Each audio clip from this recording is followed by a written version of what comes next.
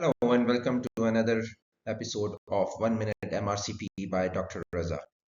Today we'll talk about toxoplasmosis that is caused by Toxoplasma gondii, that is an obligate intracellular protozoa. Most of the patients are affected via gastrointestinal tract, lung or broken skin. Oocysts convert into trophozoites that migrate widely around the body, especially in the eye, brain and the muscle.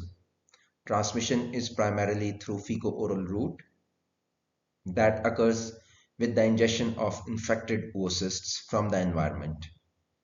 Tissue cysts on meat from an infected animal can also be one of the routes of transmission.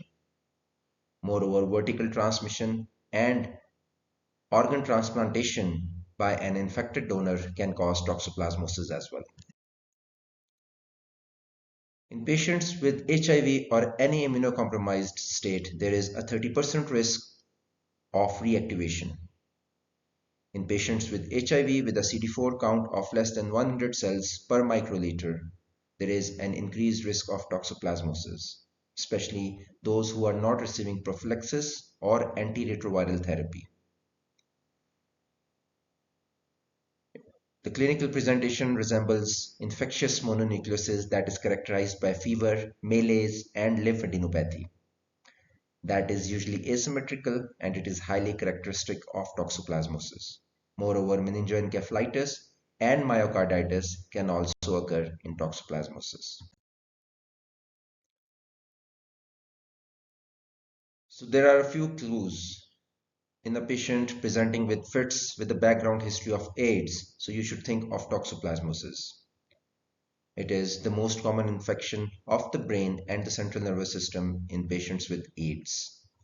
It is characterized by ring-enhancing lesion in the brain and it is more sensitive and the preferred method to detect toxoplasmosis in brain. CD4 count of less than 100 cells, once again it's characteristic. Its high manifestations can be focal choroidoretinitis, granulomatous uveitis, optic atrophy, retinal detachment, and posterior uveitis. Congenital toxoplasmosis has a classic triad of chorioretinitis, hydrocephalus, and intracranial calcifications. Antitoxoplasma IgM and IgG via ELISA are the recommended tests. Moreover, Sabin-Feldman dye test and multiple ring-enhancing lesions on brain MRI are the other investigations to diagnose toxoplasmosis. Pyrimethamine plus sulfadiazine for 6 weeks is the treatment of choice with leucovorin rescue to prevent pyrimethamine-associated hematological toxicity. A combination of trimethoprim and sulfamethoxazole is usually recommended for prevention of toxoplasmosis. Pregnant women are usually recommended to avoid contact with the cat litter to reduce the risk of fetal congenital infection. To prevent maternal fetal transmission, spiramycin is recommended.